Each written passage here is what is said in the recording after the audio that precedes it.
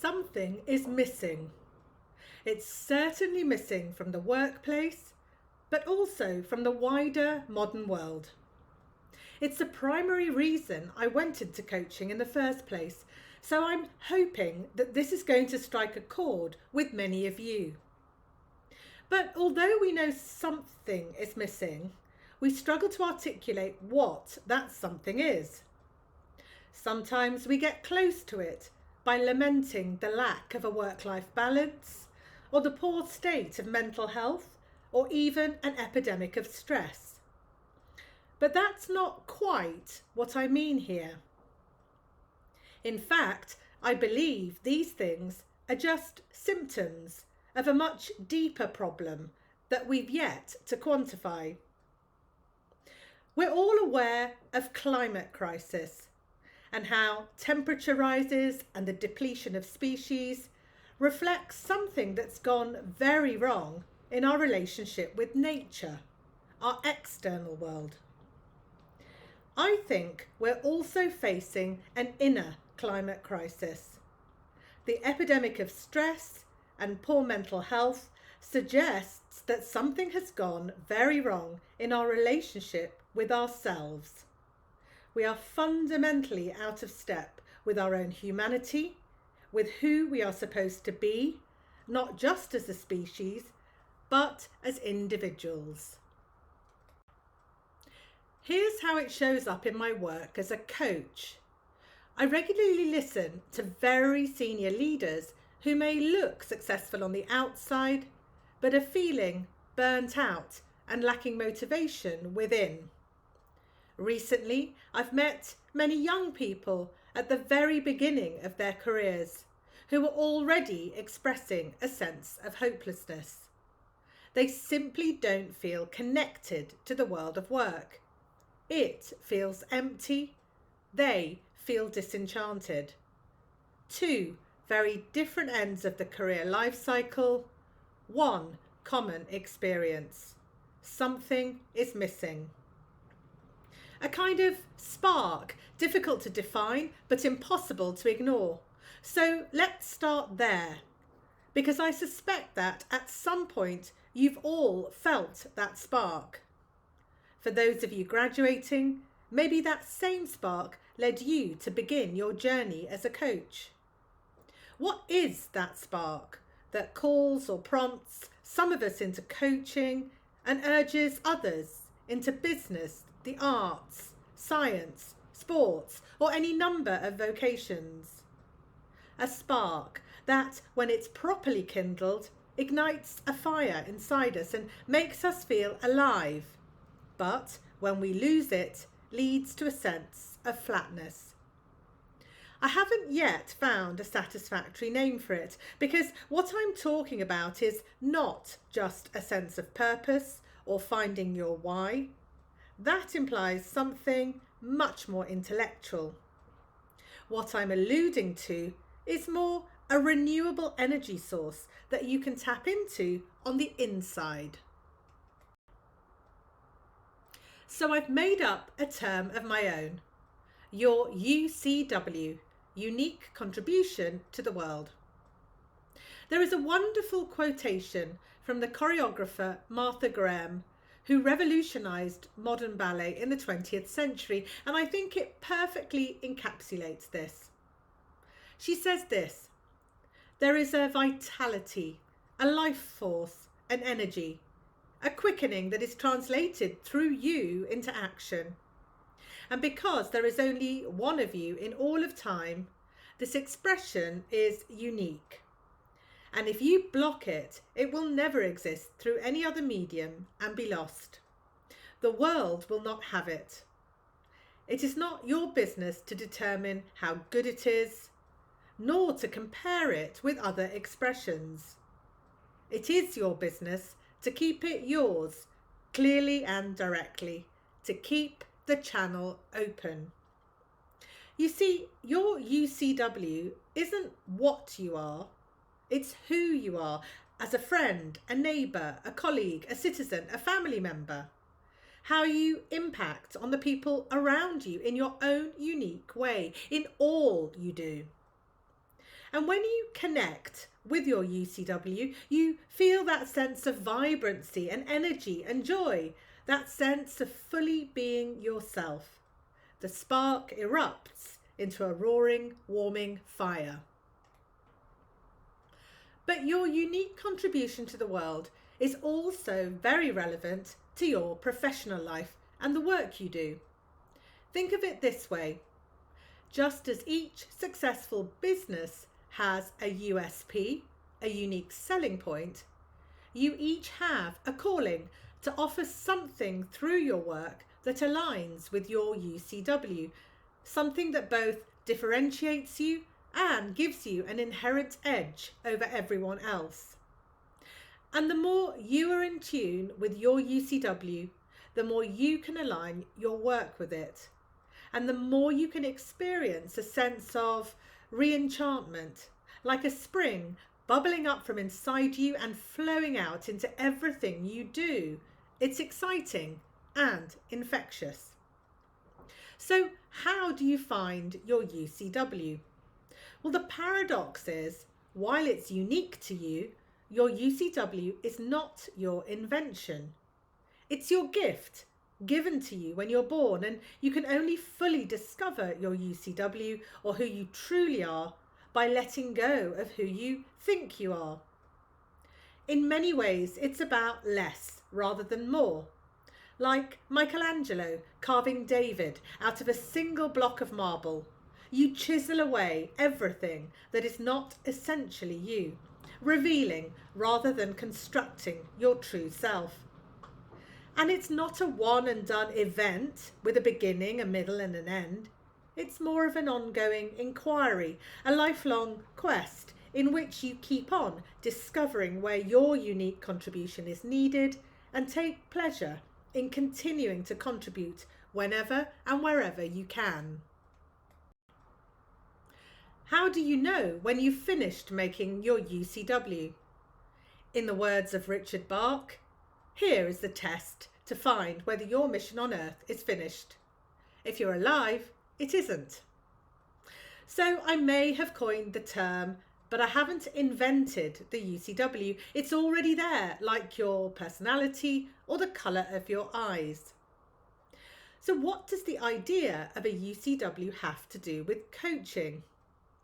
Well, I find it interesting that at the very point in human history when this inner climate crisis is exploding, a means of confronting it head-on has come into the world through coaching, a professional practice which is ideally suited to helping people find and nurture their UCW. I think of coaches around the world as the great channel openers of the 21st century. Because coaches are able to connect people with their own inner wisdom and kindle that spark inside them into a flame. And because we coaches have a privileged role to play in helping individuals reconnect to their UCW, we also need to be able to do this for ourselves. And I think this starts with an experience of what it feels like to recognise and embody your own UCW. Now, coaching and the AOEC were instrumental in helping me to discover my own UCW and bring my work more in alignment with it. It didn't happen all at once though. It was an iterative process, a dance of call and response, which is really another way of saying I learnt from my mistakes. In the first part of my career, I mostly tried to please others, trusting that they knew best. I wanted to be an opera singer in the sixth form, but was encouraged by my well-meaning school and parents to go into law. I took it for granted that if I worked hard and applied myself, I would enjoy a successful and fulfilling career. I was wrong. After 10 years of working in law firms in London and Hong Kong, I knew something was missing. I had certainly not connected with what I now call my UCW. This experience taught me that no one else can define my path for me. Although they can offer support, it's something that only I can do for myself, an inside job. In the second part of my career, I started to make more intentional choices and carve my own path by going to the US to do an MBA. Now, I know that isn't exactly running away to the circus, but bear with me. Over a period of years, I tried out careers in marketing, banking, and learning and development before discovering coaching like many of you. By 2014, I had qualified as a coach and set up my own business. I also joined the faculty of the AOEC. Now I was like a kid in a sweet shop, loving what I did. But also like a kid in a sweet shop, I had a tendency to bite off more than I could chew. I believed I could do it all. I was on a mission to say yes to everything, and it never crossed my mind that there could be too much of even a good thing. Then, one morning over breakfast at Bonhill House, Karen Smart very gently pointed out that I was not Wonder Woman and persuaded me that if I was to pursue what I was now beginning to understand as my UCW, I would have to say no to everything else. This experience taught me that sometimes you have to say no to good things to make space for things that are right for you. Taking the Advanced Practitioner Diploma was another pivotal experience for me. I found this very challenging on many levels.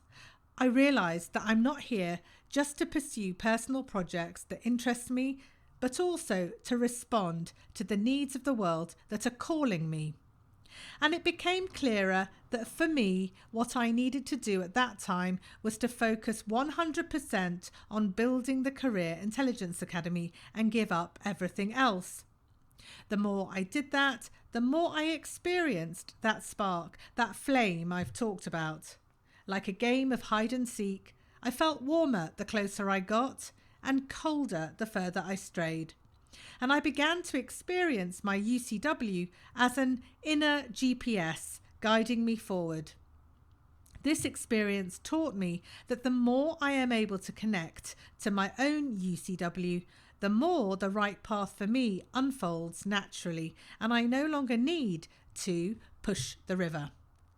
So the message I have for all of you this evening, whether or not you're graduating, is to keep living your unique contribution to the world, both in your work and in your life overall.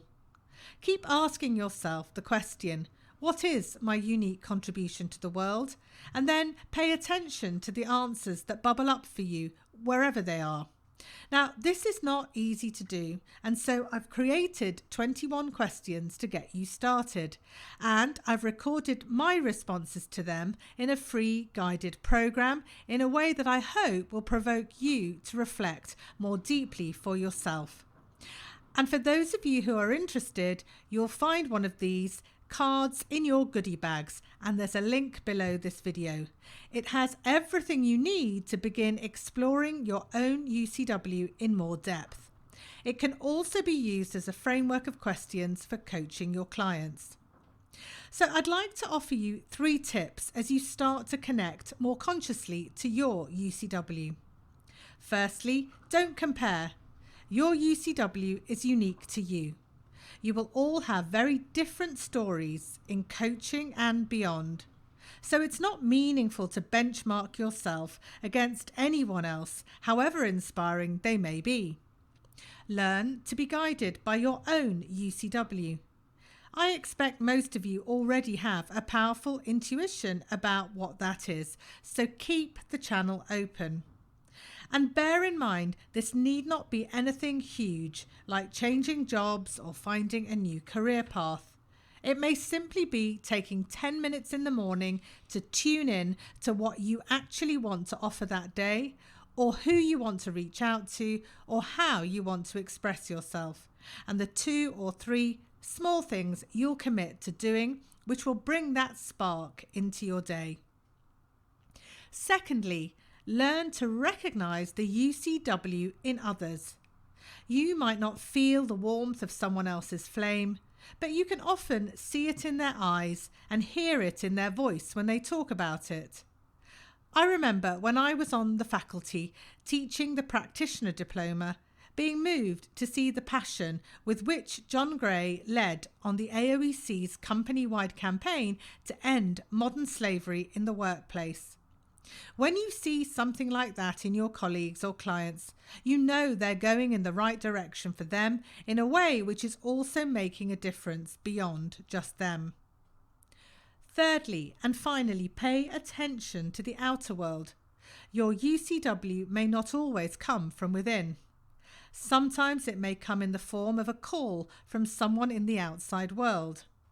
And it may not even be something that you had in mind for yourself. This happened to me when John Leary Joyce, founder of the AOEC, was looking for volunteers to help him deliver the practitioner diploma training to a women's charity in Nepal. I immediately recognised this as something that chimed with my UCW, so I jumped at the opportunity to join. Your next step to offering more of your own UCW might be getting on a plane, or it might be doing something amazing much closer to home. Either way, make sure you're doing you, making the most of your UCW. I'd like to end by encouraging you to be brave, because your UCW is needed in the world now more than ever. But this is not a call to despair. We've been here before.